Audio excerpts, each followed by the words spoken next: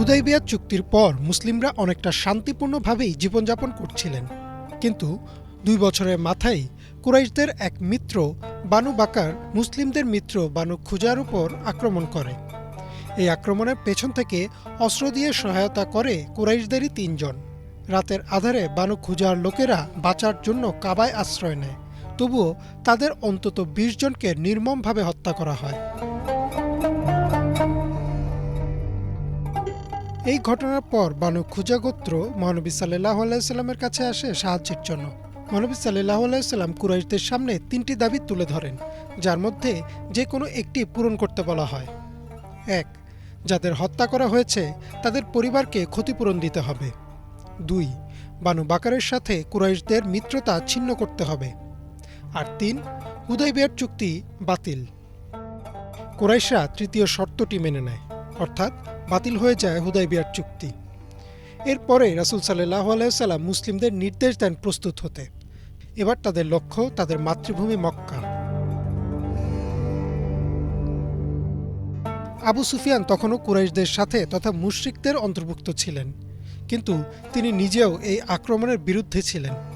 যখন তিনি রাসূল সাল্লাল্লাহু আলাইহি সাল্লামের পরিকল্পনা সম্পর্কে জানলেন, তিনি ছুটে গেলেন মদিনায়। মহানবী সাল্লাল্লাহু আলাইহি সাল্লাম আবু বকর রাদিয়াল্লাহু তাআলা আনহু সহ সবার কাছে অনুরোধ করেও কোনো লাভ হলো না। তিনি ফিরে আসেন মক্কায়। কুরাইশরা যখন দেখল যে আবু সুফিয়ান মদিনা যাওয়ায় কোনো লাভ হলো না, তারা সতর্ক হয়ে গেল। ৮ম হিজরি ১৭ রমজান, দিনটি ছিল মঙ্গলবার। মহানবী সাল্লাল্লাহু আলাইহি সাল্লামের নেতৃত্বে মুসলিমরা মক্কার দিকে এগিয়ে গেলেন। সেদিন সন্ধ্যায় মক্কার কাছাকাছি একটা জায়গায় বিরতি নিলেন রাসূল সাল্লাল্লাহু আলাইহি সাল্লাম। এ সময় আবার এলেন আবু সুফিয়ান। রাসূল সাল্লাল্লাহু আলাইহি সাল্লামের সামনে তিনি কালেমা পড়লেন, ইসলাম গ্রহণ করলেন আর অনুরোধ করলেন যেন মক্কার বেসামরিক লোকদের সাথে সদয় আচরণ করা হয়, তাদের যেন ক্ষমা করে দেওয়া হয়। মহানবী সাল্লাল্লাহু আলাইহি সাল্লাম ঘোষণা দিলেন, আজকে প্রতিশোধের দিন নয়, আজকে ক্ষমার দিন। যদি কেউ অস্ত্র তুলে না নেয়, বাধা না দেয়, তারা যদি তাদের ঘরের ভেতর অবস্থান করে, তাহলে তাদের কোনো ভয় নেই। এই খবর মক্কায় পৌঁছানোর পর অনেকেই অস্ত্র ফেলে দিয়ে চলে যায় ঘরে। তবুও আবু জাহেল সহ অনেকেই তখনও যুদ্ধের জন্য প্রস্তুতি নিচ্ছিল। মহানবী সাল্লাল্লাহু আলাইহি সাল্লাম মুসলিম সৈন্যদের 4টি দলে বিভক্ত করে দিলেন আর নির্দেশনা দিলেন যেন কোনো মুসলিম আগে অস্ত্র না চালায়, আর শুধুমাত্র যারা তাদের উপর আক্রমণ করবে তাদের বিরুদ্ধে যেন লড়াই করা হয়। মহানবী সাল্লাল্লাহু আলাইহি সাল্লাম ও মুসলিম সেনাবাহিনীর 4টি দল 4 দিক থেকে বিনা বাধায় মক্কায় প্রবেশ করলেন।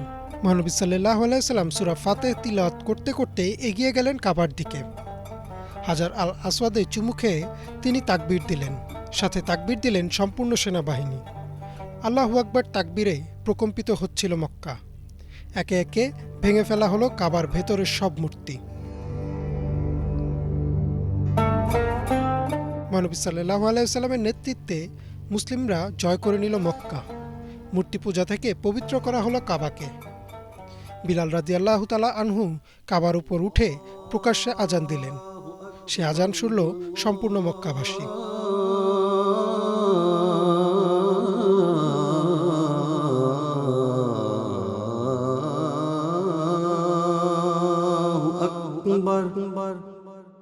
ইমরান মাহমুদ, বাংলা ভিশন।